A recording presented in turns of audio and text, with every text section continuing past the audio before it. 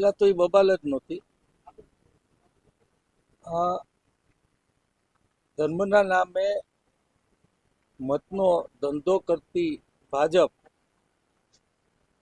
RSS, Bajrang દળ, VHP ના કાર્યકરોને ઝેર પાઈ અને એના મતના રાજકારણ માટે આવી રીતના મેદાનમાં મૂકી દેતા હોય.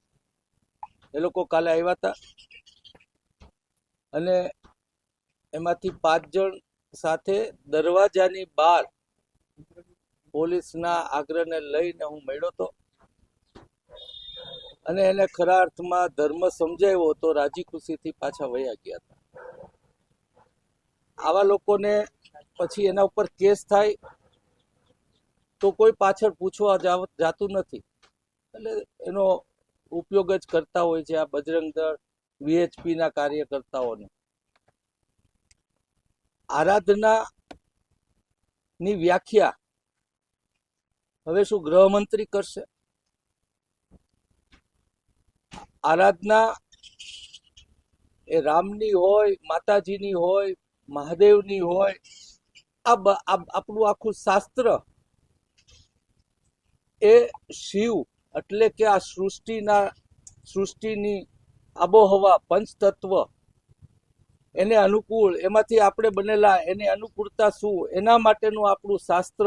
અને એમાં તમારા શરીર માટે આ ભારે દિવસોમાં તમારે પરસેવો પાડવો જોઈએ, એ આપણા શાસ્ત્રનો મહિમા.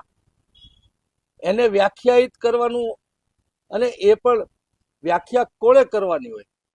જે ત્યાં માતાજીની આરાધના કરે છે. મારે કોઈ ટીવી ઉપર એના મતના રાજકારણ ઉપર ભાષણો કરતા હોય એની વાત માનવાની, કે મારી દાંડિયા રાસમાં જે આરાધના કરવા આવે છે? સુફિયાની વાતો બહારથી કરી શકાય. એક પણ હિન્દી સોંગ ઉપર અમે દાંડિયા રાસ કરાવતા નથી. અને એટલે નથી કરાવતા કેમ કે ત્યાં જે બાળકો, વડીલો, યુવાનો જે બધા ત્યાં રાસ લેવા આવે છે, એને હિન્દી હોય કે ગુજરાતી હોય એમાં ફેર નથી પડતો. અમે ગુજરાતી, એ હિન્દી માગે તો હું હિન્દી પણ વગાડું. છેલ્લી 15 મિનિટ અમારે ત્યાં ડાન્સ થતો હોય છે. અને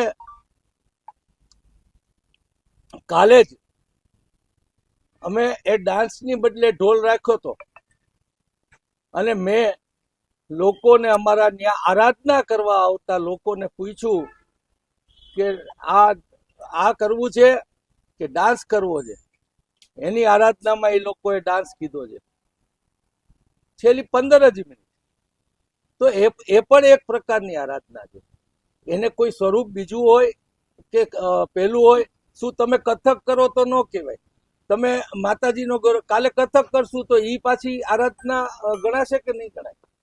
તમારા શરીરને કસો, એ આરાધના, એ મહિમા આ નવરાત્રીનો એ પૂર્ણતાથી ત્યાં લોકો નિભાવે છે. અને લોકોમાં, અને મારા માટે ત્યાં જે રમવા આવે છે, જે આરાધના કરવા આવે છે, એની વાત જ અગત્યની રહેશે. અમારે કોઈ બોલાચાલી નથી થઈ. મેં બોલ્યો ને એ લોકોએ સાંભળ્યું હતું, બહાર ઉભા રાખ્યા હતા.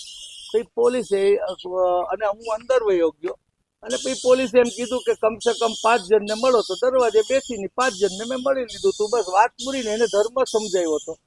હમણાં તમે કોઈ સાધુ સંતની ક્લિપ લઈ આવ્યા હતા 2 દિવસ પહેલા કે આવી હતી, મેં જોઈ હતી મીડિયામાં. હવે એ સાધુ સંત એ હિન્દુ ધર્મની વ્યાખ્યા કરે છે. એ સાધુ સંત કે જે હજી 1.5 વર્ષ પહેલા મારી પાસે 10 લાખ માગી અને કોંગ્રેસનો પ્રચાર કરવાની વાત કરવા આવતા હતા, સોદો કરવા માંગતા હતા, એના ભગવાનો શું છે? આ શું આ ભાજપે નક્કી કરવાનું છે કે હિન્દુઓનું ધર્મ શું? અને સનાતન એટલે શું? એ સનાતન એટલે જે લોકોને ઉદ્ભવ કરે, એને મજા આવે, એની મોજ પડે, એ વાતને ધર્મમાં સ્વીકૃત કરવી, એને સનાતન ધર્મ કહેવાય. આ લોકો એની બધી વ્યાખ્યા કરવા નીકળે છે કમનસીબે. અને એની સામે લોકશાહી ડબે અમે કાયદાને પાળીએ છીએ, કાયદા અનુસાર કરીએ છીએ. અને એટલે જ અમારું બંધ પણ નથી કરાવી શકતા. કોણ કે હિન્દી સોંગ એકે એક ઈ તો મને તો એવું કહેતા હતા ઈ કે અમારે બધે જવાનું જ ને એટલે આવ્યા તમારે ત્યાં કઈ નતર અમને કઈ પ્રોબ્લેમ નથી બીજો. એવું કહેતા. હા કહેતા હતા એ લોકો. મને એક કયો તો તમે વિધર્મીઓ એ ગરબા ગાવા આવે છે કે એના કલમા ગાવા આવે છે? એ ગરબા ગાવા આવે. તો તમે માની આરાધના કોઈ કરતું હોય તો તમને એમાં વાંધો શું કામ હોવો જોઈએ? ખરેખર તમે જો ધર્મને માનતા હો તો કે આ લવ જેહાદ છે, આ તો ઉભો કરેલો ગુબ્બારો છે. અને તમને કહી દઉં કે આપણા હિન્દુ ધર્મમાં મુસ્લિમની દીકરીને સંપૂર્ણપણે અસ્વીકૃત આપણે માનીએ છીએ. એટલે આપણા બાળકને કદાચ મુસ્લિમ દીકરી આરે પ્રેમ થયો હોય તો પણ લગ્ન ન કરી શકે. એ લોકોમાં હિન્દુની સ્વીકૃતિ છે. પણ કઈ રોજે રોજ આવા બનાવ બને જ નહીં. કોક વાર એવું બની ગયું હોય કોક બે જણને, અને એને લવ જેહાદનું નામ દઈને આ લોકો કરતા હોય છે. મને લાગે છે કે એ ગેરવ્યાજબી છે.